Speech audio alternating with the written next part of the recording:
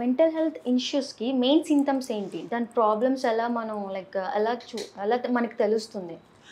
Main symptoms అంటే ఇప్పుడు ఒక్కొక్క ఏజ్ గ్రూప్లో ఒక్కొక్క సిమ్టమ్స్ ఉంటాయండి. ఇప్పుడు చిన్నపిల్లల్లో ఉండే సిమ్టమ్స్ పెద్దవాళ్ళలో ఉండవు. అదే ఇంకా ఏజ్ ఇంక్రీజ్ అయ్యే కొద్దీ ఇంకా above 60 above 70 years age group వచ్చిన వాళ్ళకి ఇంకొక రకమైన సిమ్టమ్స్ ఉంటాయి. మేల్లో ఒక రకమైన సిమ్టమ్స్ ఉంటాయి, ఫిమేల్స్లో ఒక రకమైన సిమ్టమ్స్ ఉంటాయి. సో ఇవన్నీ చూసుకుంటే మోస్ట్ కామన్గా వచ్చే సిమ్టమ్స్ ఏంటి అంటే మూడ్ స్వింగ్స్. మెయిన్గా చాలామంది ఆల్మోస్ట్ 80-90% ఉండేది మూడ్ స్వింగ్స్ అనమాట. ఈ మెయిన్ మోస్ట్ కామన్ సిమ్టమ్ ఇది. అంటే మూడ్ సరిగ్గా లేకపోవడం, మూడ్ హ్యాపీగా ఉండలేకపోవడం, ఏం సాధించినా సరే సక్సెస్ వచ్చినా సరే లేకపోతే ఈవెన్ నార్మల్ ఫంక్షనింగ్ ఆఫ్ లైఫ్లో కూడా వాళ్ళు హ్యాపీగా ఉండరు. మూడ్స్ ఊరికే స్వింగ్ అయిపోతూ ఉంటాయి. ఈ క్షణంలో హ్యాపీగా ఉంటారు, అదే నెక్స్ట్ క్షణంలో చాలా సాడ్గా ఉంటారు, ఆర్ ఇరిటేషన్ అయిపోతూ ఉంటారు, ఫ్రస్ట్రేట్ అయిపోతారు. సో ఆ స్వింగ్స్ లేకుండా ఉండాలి. ఈ స్వింగ్స్ రావడం అనేది కూడా ఒక సిమ్టమ్ కింద మనం చూసుకోవచ్చు. ఇంకోటి ఏంటి అంటే యాంగ్జైటీ. యాంగ్జైటీ అంటే ఆందోళన. చిన్న విషయాలకి ఎక్కువ ఆందోళన పడిపోవడం. ఇప్పుడు ఇంట్లో వాళ్ళు ఎక్కడో బయటికి వెళ్ళారు, వాళ్ళకి యాక్సిడెంట్ అయిపోతుందేమో, వాళ్ళకి ఏదైనా అయిపోతుందేమో, లేకపోతే ఇంటి పక్క వాళ్ళకి నేబర్స్కి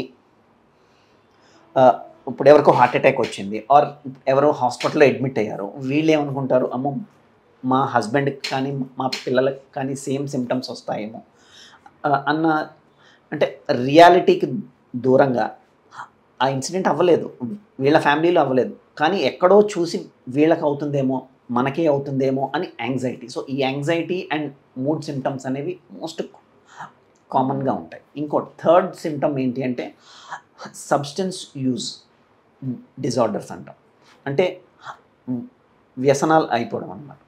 సబ్స్టెన్సెస్కి వ్యసనాలు అవ్వడం అంటే ఎడిక్షన్ అన్నమాట. ఇప్పుడు లైక్ ఆల్కహాల్ కానీ, లేకపోతే ఇంకా ఇప్పుడు అర్బన్ సొసైటీస్లో కెనబిస్ అంటాం, అంటే గాంజాయి. సో దానికి ఎడిక్ట్ అయిపోవడం, ఇవన్నీ కూడా సిమ్టమ్స్ కింద మనం చెప్పుకోవచ్చు.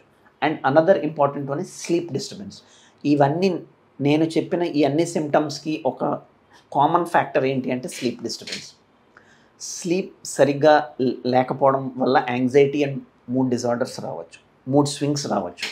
సో అదే అండ్ ఇంకొక డైరెక్షన్లో మనం చూస్తే యాంగ్జైటీ వల్ల ఇన్సామ్నియా అంటారు. స్లీప్ డిస్టర్బెన్స్, స్లీప్ లేకపోవడాన్ని ఇన్సామ్నియా అంటారు.